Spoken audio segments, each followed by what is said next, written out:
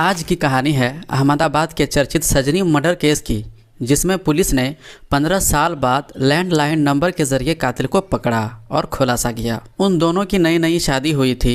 वो बहुत खूबसूरत जोड़ी थी। उनकी जोड़ी को देखकर हर कोई हंसता था, लेकिन कोई नहीं जानता था कि ये सिर्फ 3 महीने की कहानी है। हनीमून पीरियड अभी ख़त्म भी नहीं हुआ था कि लड़की की हत्या कर दी गई। सामने पत्नी की लाश पड़ी थी।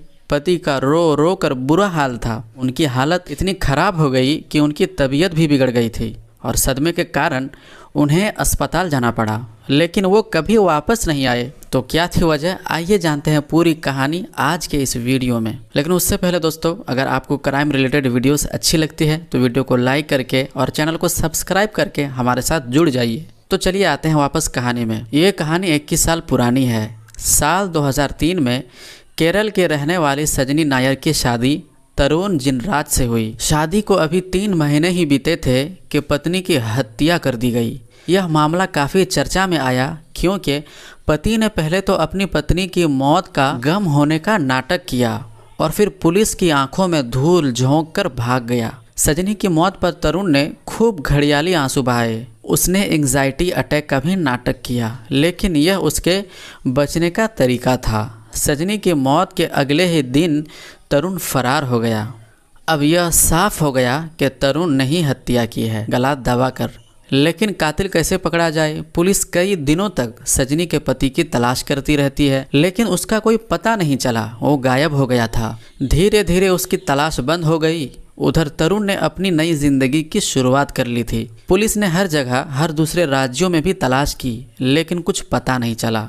3 साल बाद पुलिस ने तरुण की तलाश बंद कर दी, लेकिन सजनी हत्याकांड केस बंद नहीं किया। जब सजनी का परिवार मामले के सिलसिले में तत्कालीन सीएम नरेंद्र मोदी से मिला तो 2006 में सीएम कार्यालय से पुलिस विभाग को जांच के लिए संदेश भेजा गया। तब तरुण पर 1 लाख रुपये का इनाम भी घोषित किया गया था।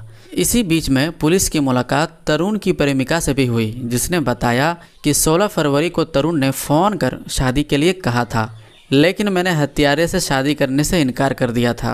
फिर तरुण जिनराज ने बेंगलुरु में दूसरी शादी की और उसके 2 बच्चे हैं। पत्नी की हत्या के बावजूद वह पूरी ऐशो आराम के साथ ज़िंदगी गुजार रहा है। वो अपनी पत्नी और बच्चों के साथ विदेश भी गया। उसने अपना नाम विजय रखा। वो एक कंपनी में सीनियर मैनेजर के पद पर बड़े आराम से काम कर रहा था। उसने मान लिया था कि अब पुलिस उसका कुछ नहीं बिगाड़ पाएगी।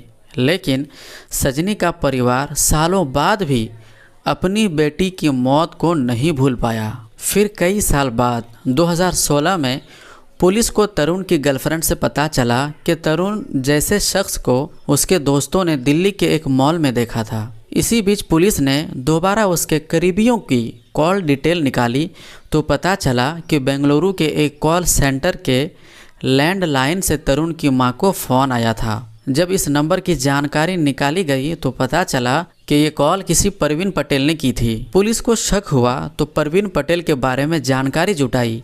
जांच के दौरान क्राइम ब्रांच को पता चला कि परवीन पटेल कोई और नहीं बल्कि तरुण है।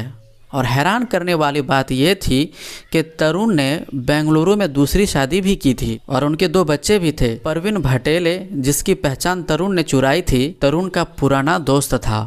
इस सारी जानकारी के बाद तरुण को गिरफ्तार कर लिया गया। फिर कोर्ट ने उस पर मुकदमा चलाया। कोर्ट ने तरुण को सज़ा सुनाई और उसे साबरमती जेल में बंद कर दिया गया।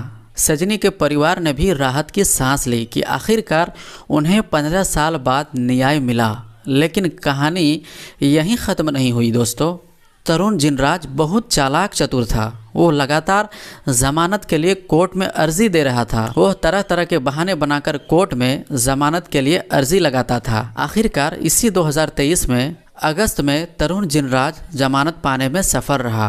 वो 4 अगस्त को जमानत पर जेल से बाहर आया, लेकिन वापस जेल नहीं गया। यह शातिर अपराधी एक बार फिर से फरार हो गया था। उसे लगा कि इस बार भी वो पुलिस को चकमा दे दिया। वो 2 महीने तक पुलिस से बचता रहा। कुछ दिन बाद अहमदाबाद क्राइम ब्रांच को तरुण जिनराज के दिल्ली में होने की खबर मिली और फिर उसे गिरफ्तार कर लिया गया। इस बार भी तरुण को अपनी मां को की गई कॉल की वजह से गिरफ्तार कर लिया गया। दरअसल सजनी की हत्या के बाद वो किसी भी बुजुर्ग व्यक्ति के संपर्क में नहीं था। उसने अपनी एक अलग दुनिया बना ली थी, लेकिन वो हमेशा अपनी माँ से बात करता रहता था। इस बार भी ऐसा ही हुआ। करीब 23 तारीख को वो अपने माँ से मिलने बेंगलुरु भी गए थे। पुलिस को इसकी जानकारी पहले ही मिल गई थी, लेकिन उस वक्त वो भाग निकला। लेकिन फिर वो दिल्ली से पकड़ लिया गया। और ये तरुण जिनराज इतना चालाक था कि तरुण जिनराज से जस्टिस जोसेफ में वो तब्दील हो गया था। उसने अपनी दाहिनी बाह पर ड्रैगन का टैटू बनवाया था और हेयर ट्रांसप्लांट करवाया था। क्राइम ब्रांच का कहना है कि पूछताछ के दौरान वो फिर से भागने की धमकी दे रहा है। पुलिस का कहना है कि वो पेशेवर अपराधी की तरह व्यवहार कर रहा था। इस बार भी तरुण ने पुलिस से बचने की साजिश रची थी, लेकिन उसकी कोशिश नाकाम रही। पुलिस का दावा है कि तरुण जिनराज नजफगढ़ में 2 महिलाओं के संपर्क में था।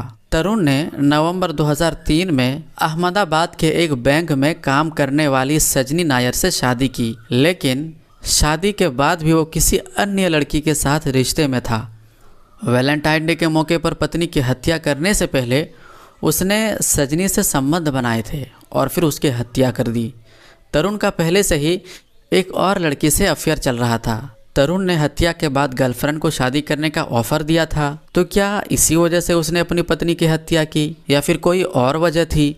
इस कहानी में कातिल को तो पकड़ लिया गया, लेकिन हत्या की वजह अभी भी सामने नहीं आई।